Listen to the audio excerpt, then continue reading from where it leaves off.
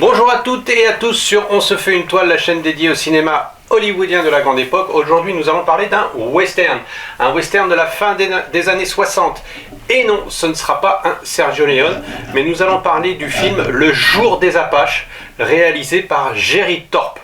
Ce monsieur est le fils du fameux Richard Thorpe, que vous connaissez très certainement, puisqu'il a quand même fait la série des Tarzans avec Johnny Weissmuller, mais il a fait aussi de très grands films d'aventure, comme Les Chevaliers de la Table Ronde, qu'on a déjà évoqué sur cette chaîne, mais aussi Le Prisonnier de Zenda, Ivanhoe, etc., etc. Donc revenons déjà à ce western, avec comme principaux acteurs, nous retrouvons Glenn Ford, mais aussi Arthur Kennedy, et il y a plein de visages familiers dans ce film au fur et à mesure que vous allez le découvrir, notamment Harry Dean Stanton, et même si ce nom ne vous dit rien, en le voyant, vous allez le reconnaître tout de suite, vous allez reconnaître son visage, et il a notamment joué dans Alien le 8e passager de Ridley Scott. Voilà, donc on démarre tout de suite, on se fait une toile dédiée à ce western de 1968. Alors l'histoire, c'est Warfield, un ancien tireur d'élite qui rentre chez lui après une longue absence, et il découvre que sa femme et ses 2 filles ont été enlevées par des Indiens, par les Apaches, et donc il décide d'aller les rechercher et de les délivrer si elles sont toujours vivantes.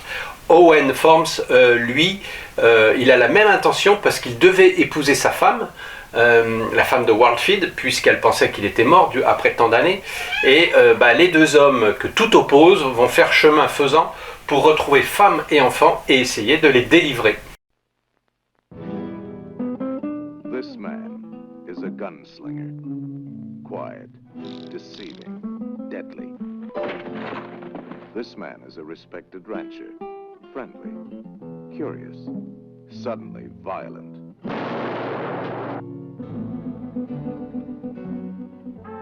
Day of the Evil Gun is an offbeat, out-of-step western. I don't like being followed. They're gonna need me. It's something hellish. It's toward the north. But you're just in time if you want to be killed. Glenn Ford and Arthur Kennedy, 2 men driven into a search by the unknown. Glenn Ford, Arthur Kennedy. 2 men desperate to beat fate at its own game, with the odds on a life of damnation.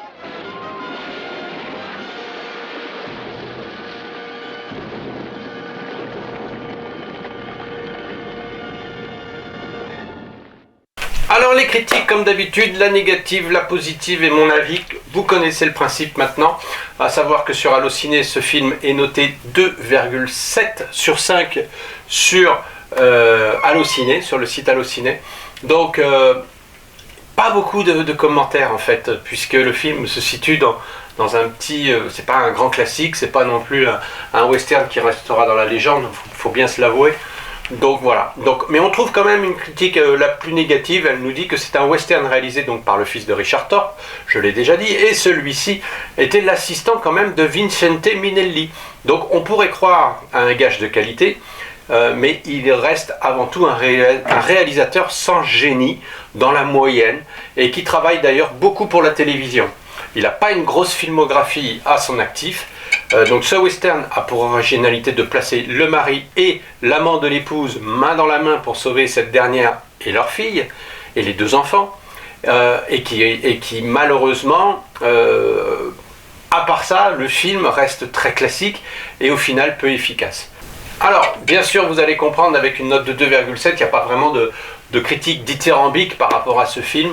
Bon, je peux vous citer celle-ci, qui est l'une peut-être des seules qui défend ce film outre mesure, et nous dit que c'est un western unique de Richard Thorpe, bien fait, bien structuré, qui possède de solides qualités, une ambiance de l'Ouest réussie, 2 grands acteurs, une tension permanente, des seconds rôles bien tenus et des Apaches très convaincants.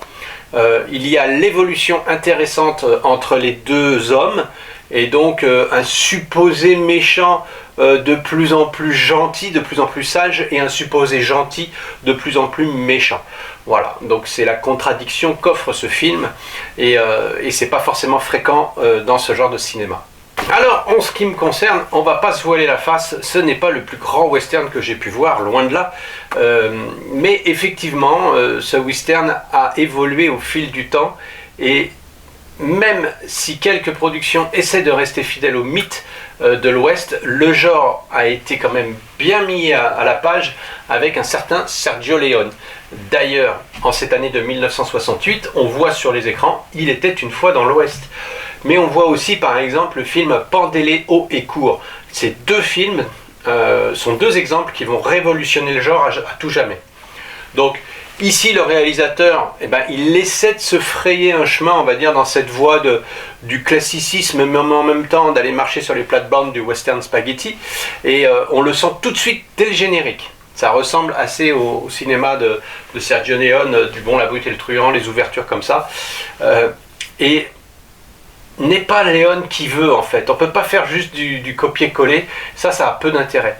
Alors après les quelques plans d'ouverture, comme dans le western spaghetti, avec des gros plans sur les regards ou tout ça, en fait on tombe vite dans le classicisme avec très peu d'imagination, très peu d'innovation, peu de tension.